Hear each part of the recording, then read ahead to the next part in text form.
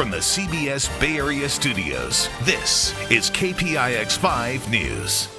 Welcome back. It's just about 6:30. Good morning. I'm Devin Fehely. And I'm Emily Turner. We are tracking your forecast right now, and it is finally much calmer.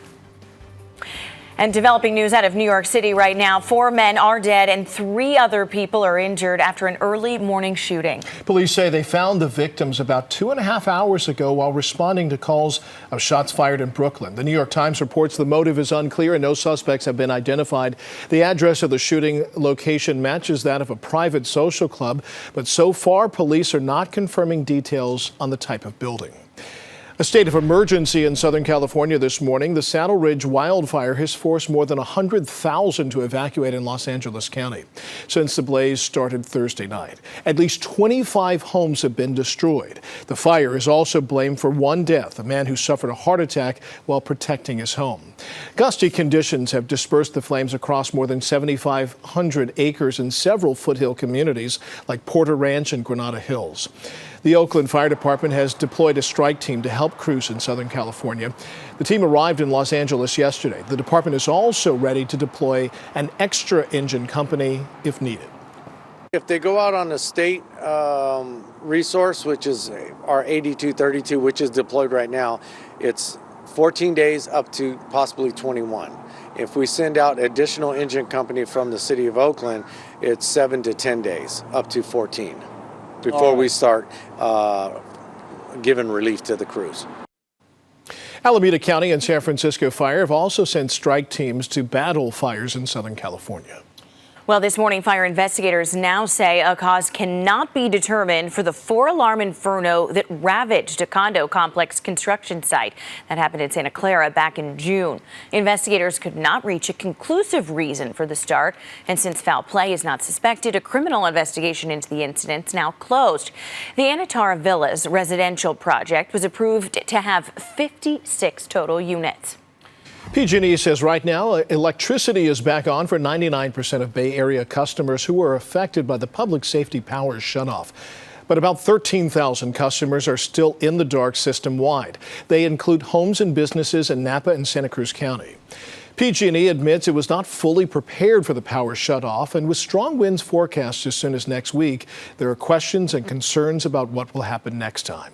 CEO Bill Johnson says there's evidence the shutdown may have prevented some wildfires. PG&E crews reportedly found 30 incidents of system damage along lines that were de-energized. They include tree limbs damaging power lines and some lines coming down completely. I think the operational piece of this, turning the power off, turning it on, went very well. It was the support around it that we weren't prepared for, and that's where you'll see the improvement. He says the improvements will include better notification for customers and a website that won't crash even with heavy use. Johnson says that long-term PG&E is working on technology to reduce the number of customers affected by shutoffs. Well, this week's blackout cost Bay Area businesses millions of dollars, and some had to close their doors for 2 full days or longer. A Moraga shopping center was essentially a ghost town, even after the power was turned back on. Owners with small profit margins say the blackout was devastating for them. A restaurant called Ristorante Amaroma had to throw out as much as $5,000 worth of spoiled food. It's painful for a small business to take such a hit. Yeah, you do have business interruption insurance, but this isn't considered a business interruption. I said, what the blank do you mean? The rough part is that insurance companies won't cover the losses since PG&E put out advance warnings. And the utility says it won't reimburse individuals and businesses for costs associated with the blackout either. In Yuba County, a deputy is on administrative leave for allegedly shooting and killing an intruder that came into his home during the power shutoff. It happened just after 11 Thursday night at his home about 25 miles outside Oroville. Neighbors say the off-duty deputy was using a generator but turned it off for the night. That's when the intruder tried to break into his property. So I do know his wife and his children were asleep in the residence at the time of the incident. Officials say a Yuba County deputy called 911 before the shooting. The incident remains under investigation. A shakeup in Washington this morning. President Trump says acting Homeland Security Secretary Kevin Michaelinen is now stepping down. He is the fourth person to serve in that post during the Trump presidency. President Trump was in Louisiana last night trying to sway the vote in favor of Republican candidates for governor. 3 GOP challengers are vying in a primary to challenge the Democratic governor. And during last night's rally, Mr. Trump also made some harsh comments about the impeachment inquiry. They're pursuing an illegal, invalid, and unconstitutional impeachment. Nervous Nancy. Nervous Nancy. She hates the country. Nancy Pelosi hates the United States of America.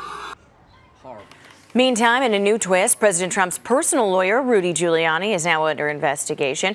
According to the New York Times, federal prosecutors are looking into possible lobbying violations.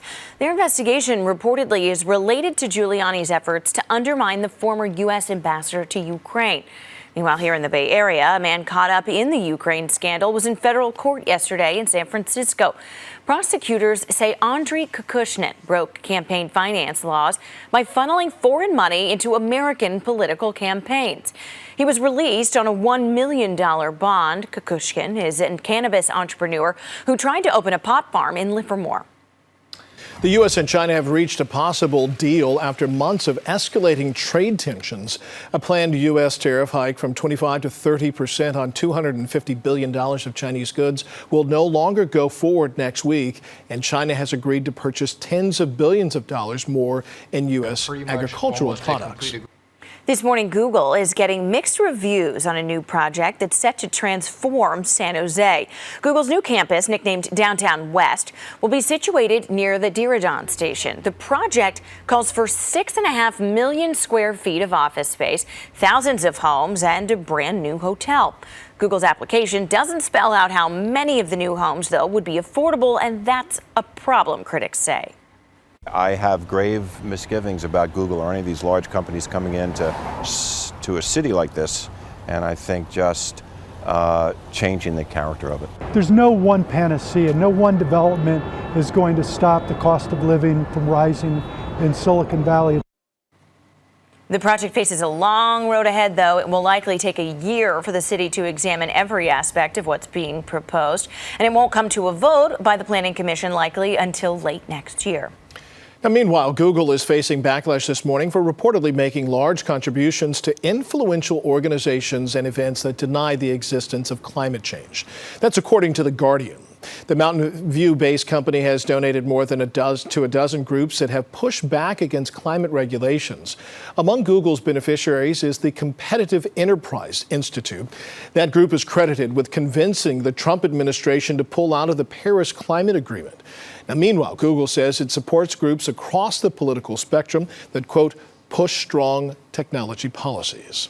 Well, BART directors are considering dynamic pricing when it comes to parking at its lots.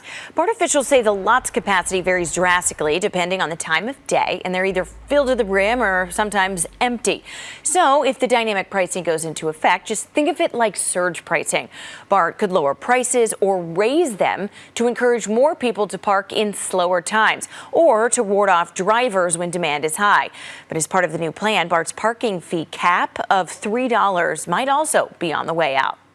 San Francisco Public Works has approved a plan to ban most cars from Market Street.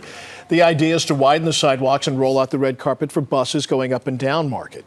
All cars except for taxis will be banned from Stewart Street to Octavia Boulevard. The proposal was certified by the Planning Commission. The city hopes to start work by January. And happening today, a sorority is offering free breast cancer screenings in honor of Breast Cancer Awareness Month. Alpha Kappa Alpha is making the mammograms available in Oakland at True Vine Ministries. If you're interested, that's at 896 Newton Carey Jr. Way, which is formerly known as Isabella Street. It's set to begin at 8 this morning and run until 5 in the afternoon. Breast cancer prevention information will also be available there. About 245,000 new cases of breast cancer are diagnosed in women in the U.S. every year. Police say a Petaluma man is under arrest, accused of crashing his car while under the influence and then trying to fight a police officer. Petaluma police say 26-year-old Josh Giotti crashed into a parked car on Henry Way and Casa Grande Road on Thursday night. They say he was uncooperative and refused to take a sobriety test. He then allegedly attempted to run off and fought officers trying to put him into handcuffs. He then threatened to kill one of those officers. He was eventually taken into custody after that struggle. It's not clear at this point if any of the officers were hurt. And we have some new video to show you now of a scary break-in in San Jose. You see two masked men charging towards a home on Crater Lane. The first tries to kick in the door, but he fails, and that's when he moves back out of the way and lets the second suspect knock it open. This happened in the middle of the day on October 2nd. The two suspects at this point are still on the loose this morning. And a cold-hearted crime in Santa Cruz County where someone stole a wheelchair ramp from a family's front yard. This security camera video shows a truck pulling up to the property. Then a man wearing a blue and black shorts gets out and walks over to the front yard. He folds the wheelchair ramp and loads it into the bed of a vehicle. It all happened Wednesday morning in Watsonville with the suspect still on the loose and the family struggling to find a temporary solution for wheelchair access. Santa Cruz deputies with big hearts stepped in to help. We're all very puzzled, like why someone would do this to this family or why someone would do this to anybody. Wow, it's make me so happy and glad you guys, they can do it to help us, especially for my daughter. Sorry, especially for her because it's something that she needs.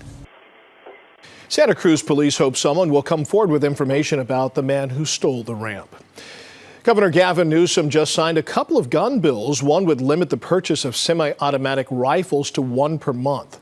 Another will make California the first state to allow employers, coworkers, and teachers to ask a judge to take away someone's firearms if they're believed to be a danger.